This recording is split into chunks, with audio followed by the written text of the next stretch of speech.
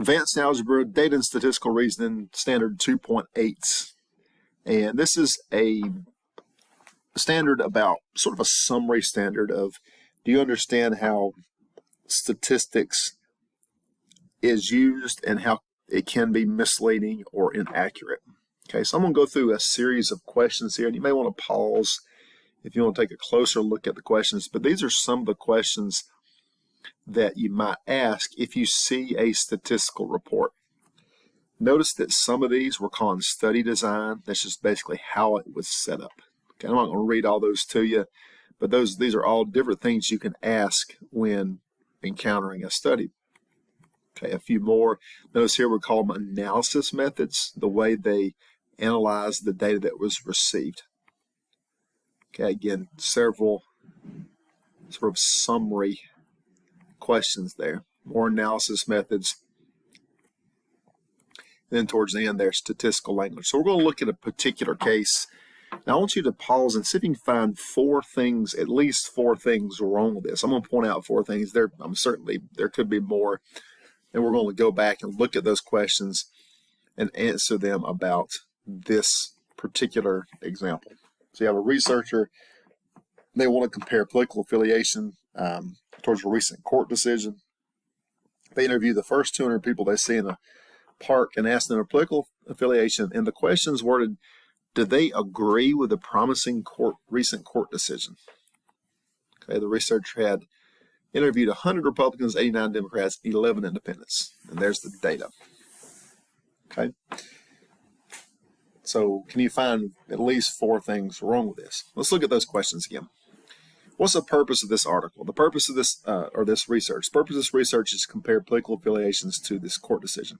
Who's the audience? Could be anybody interested in political affiliation in the court decision. Where did the data come from? It came from the interviews. What questions were asked? It was the one question, as best we know. Did they agree with the promising court decision? How was it collected? Just from a sort of a straw poll. Were the questions gathered correctly? Well, I think there's one of your problems. And one of the problems that you may have figured out is, you just ask the first 200 people. That's a convenience sample. That's not random.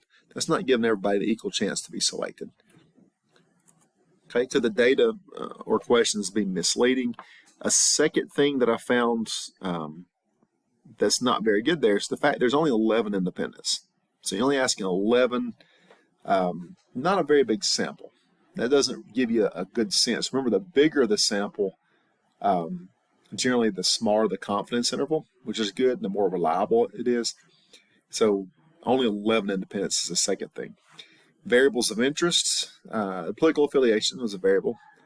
Again, the straw poll, are there possible confounding variables? Well, sure, it could be gender might play a role. It could be where you work. It could be past experiences. There could be a number, depending on what the court case was, which we're not privy to here. Is the original data available? Most likely it's just simply the straw poll. Does it require cleaning? Probably not, because there's probably not duplicate information or missing information for a small questionnaire like that. How is it displayed? So let's talk about a display there, because it could be misleading. Let's go back a few slides. If you look at that, it says that, okay, Democrats 62, you can see here, Republicans 54, Independents 54. All right, so what's wrong with this? Well, it makes it look like this bar is over twice as tall, but the gap's only 8. That's because they have it ranged only from 50 to 64. If you range this from 0 to 100, then they would look very, very close. The gap would be much smaller in scale. Okay, so this is misleading, and it makes it appear that Democrats are over twice as likely to like the result. Okay, so yeah, sometimes graphs can be misleading as well. Okay, another thing that was the questions misleading. Okay, I don't know if I mentioned or not, but they said the promising court decision.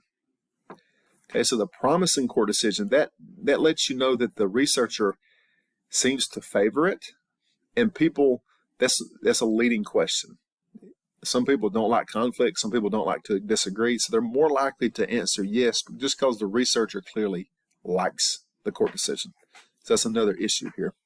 Not really any outliers. Statistical language is simple yes, no here. Is there any missing information? Well, possibly. Again, some of the other variables that could be could be important that we didn't get measured there. Okay, there's several ways that statistics can be misleading. It's certainly not restricted to this list, but poor sampling. Okay, there's lots of examples there. If you asked, if you want to know the average height of your high school and you went to the boys basketball team, then obviously that's a poor sample. They're going to be unnaturally tall compared to the average person. Or just any sample that isn't very random.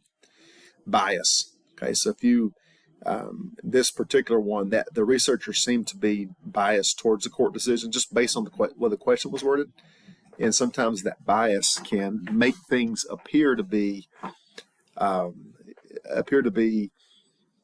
different than the way they really are. Neglected confounding variables. A good example of this is, who's the greatest home run hitter of all time? And Babe Ruth had 714 home runs. Henry Aaron had 755. But what a lot of times not mentioned, the fact that Henry Aaron actually had about 4,000 more at-bats than Babe Ruth.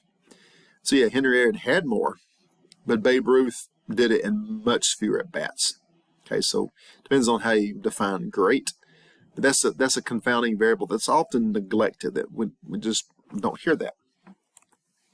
Misleading questions and data displays. Again, the way you can set up a bar graph that's out of scale, or you could mislead by having leading questions, let your opinion be known. Do you like cats or dogs? You could ask that question. You could ask it and say, do you like these wonderful dogs or these annoying cats? And the way you ask the question, obviously you like dogs better, and that might sway your audience a little bit. So here's the standard: summarize and evaluate reports. So again, you get all kinds of different reports. Can you look at that and think about the things that we've studied in this unit based on data for appropriateness, study design, remember how it's set up, which includes sampling, questioning, analysis methods. Did they take the data and did they analyze it correctly? And statistical measures.